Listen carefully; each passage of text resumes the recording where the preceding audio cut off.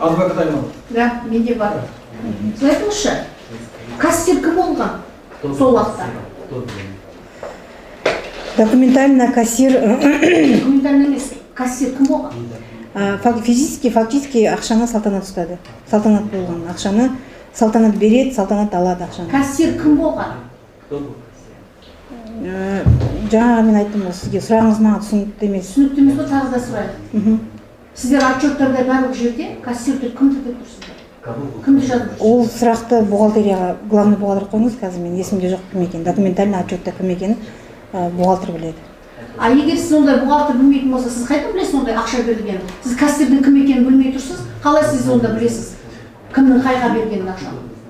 Менің білетінім ақша салтанаттың қолында. Мен бәленбай жыл жұмыс істедім бірге. Салтанат ақшаны ұстайтын. Сол үшін мен білемін салтанатты ақша өзінде екенін.